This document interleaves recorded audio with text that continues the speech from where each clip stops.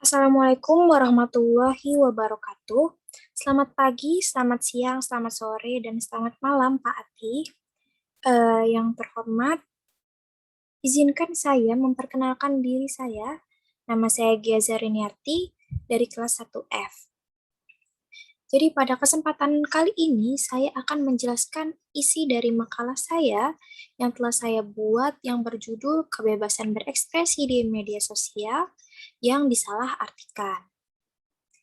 Jadi, judul ini adalah bentuk kembangan dari permasalahan pada demokrasi di era digital saat ini. Oke, next slide. Oke, ada quotes yang berbunyi, "Just remember, apa yang kamu tabur, itulah yang kamu tuai." Jadi pada situasi saat ini, media sosial menjadi alat utama untuk melakukan berbagai macam pekerjaan dari semua aspek kehidupan. Kebebasan berekspresi nampaknya menuai pro kontra. Apakah ini berdampak buruk atau justru membawa keuntungan bagi negeri ini? Jadi banyak yang beranggapan bahwa di media sosial milik kita sendiri, kita itu bebas mau melakukan apa saja. Mau berpendapat, mau mengekspos kehidupan kita, itu balik lagi ke diri kita sendiri tanpa menghiraukan tanggapan masyarakat lain pengguna media sosial tersebut. Oke. Slide selanjutnya ada pengertian demokrasi. Jadi demokrasi ini adalah seperangkat gagasan dan prinsip tentang kebebasan yang juga mencangkup seperangkat praktek yang terbentuk melalui sejarah panjang dan sering berliku-liku. Jadi setelah saya menggali sumber, searching-searching di internet, dapat saya simpulkan bahwa pendapat saya adalah demokrasi adalah sistem pemerintahan dunia yang menempatkan kekuasaan paling tinggi di tangan rakyat. Jadi dari rakyat, oleh rakyat, dan untuk rakyat. Oke, move ke peran demokrasi. Peran media sosial pada demokrasi. Yang pertama ada masyarakat mempunyai akses untuk berpendapat mengenai pemerintah. Ini peran positif ya. Terus yang kedua ada mengubah prinsip-prinsip demokrasi. Ini merupakan peran yang negatif ya. Jadi media sosial ini mempunyai peran negatif, yaitu mengubah prinsip-prinsip demokrasi. Karena informasi yang tidak benar ini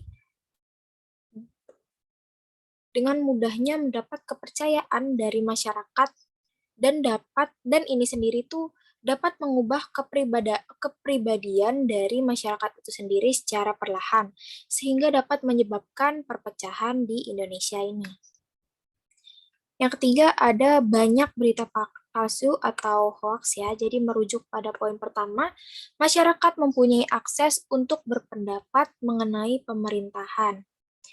Jadi biasanya kebebasan berpendapat ini disalahartikan atau dimanfaatkan oleh oknum tertentu untuk menyerang pemerintah. Maka dari itu, untuk mewujudkan media sosial yang sejalan dengan demokrasi kita saat ini, kita sebagai pengguna media sosial yang bijak harus pandai-pandai menerima info yang berkeliaran di media sosial dan cari kebenarannya terlebih dahulu.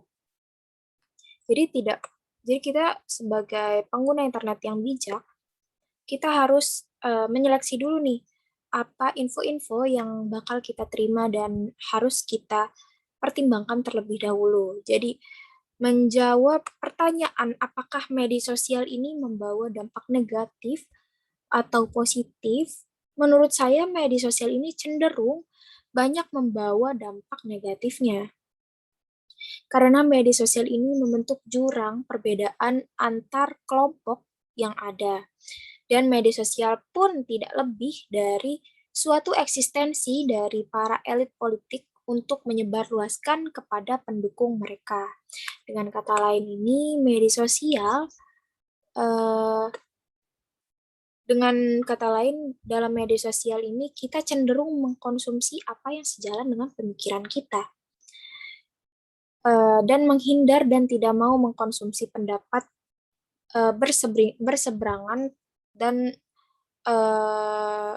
tidak sependapat oleh kita. Jadi kita nggak mau menganalisis masalah tersebut terlebih dahulu. Jadi kita menerima mentah-mentah informasi yang sejalan dengan pikiran kita. Oke. Selanjutnya ada masalah demokrasi di media sosial. Jadi yang pertama ada media sosial dengan campur tangan asing.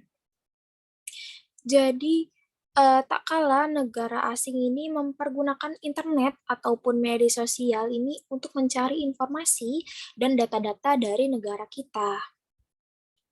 Justru ini sangat negatif ya untuk perkembangan demokrasi saat ini. Oke, yang kedua ada hoax. Seperti slide-slide sebelumnya, jadi penyalahgunaan peranan media sosial ini sebagai media informasi oleh sekelompok oknum untuk menguntungkannya. Jadi banyak berita-berita simpang siur yang beredaran di media sosial ini justru diotakkan oleh oknum-oknum tertentu yang ingin mengubah prinsip-prinsip demokrasi ini. Yang ketiga ada ruang gema. Jadi informasi yang direproduksi, terpantul, dan kembali dikonsumsi oleh si komunikator ini. Secara kognitif, apa yang terjadi pada pengguna internet ataupun media sosial yang partisan ini disebut bias konfirmasi atau confirmation bias.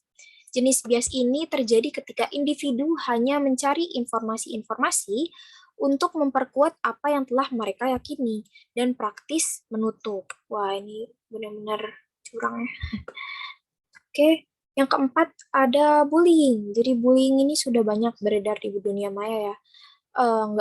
Nggak hanya di dunia maya sih, di dunia real life aja kita banyak sekali terjadi bullying. Namun saat ada saat ada masalah COVID ini, banyak masalah-masalah terjadi di media sosial, contohnya bullying ini. Baik menyerang artis hingga pejabat negara sekalipun, karena inilah masyarakat belum paham rasanya nasionalisme untuk mengubah Indonesia menjadi lebih baik.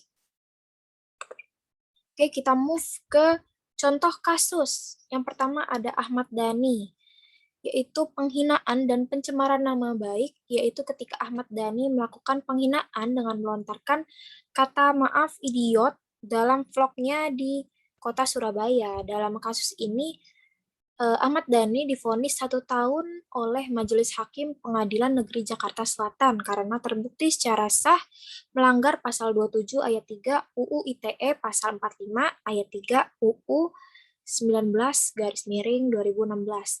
Jadi perlu diketahui ya, kita dalam bermedia sosial ini kata-kata kita pun direkam oleh jejak digital. Jadi bakal ada simpanannya hingga kita mungkin berusia jauh ke depannya. Jadi rekam digital ini sangat berbahaya bagi kita yang punya masa depan. Oke. Slide selanjutnya ini ada, kita udah di slide penutup. Jadi dapat saya simpulkan dari seluruh topik ini adalah berpendapat dalam media sosial ini boleh dilakukan selama tidak menyinggung atau merugikan pihak tertentu. Terlebih lagi untuk permasalahan di tata pemerintahan Indonesia ini. Dan jika pun kita mengupload bentuk kritikan maupun aspirasi ke media sosial, harus dibuktikan dulu bahwa masalah tersebut ini konkret ataupun benar ataupun nyata adanya, sehingga para pembaca pun bisa memahami apa yang kita sampaikan. Jadi apa aspirasi kita dapat tersampai ke pendengarnya dengan baik. Oke, sekian presentasi dari saya, Pak Ati. Terima kasih atas perhatiannya. Wabillahi taufiq wal hidayah. Wassalamualaikum warahmatullahi wabarakatuh.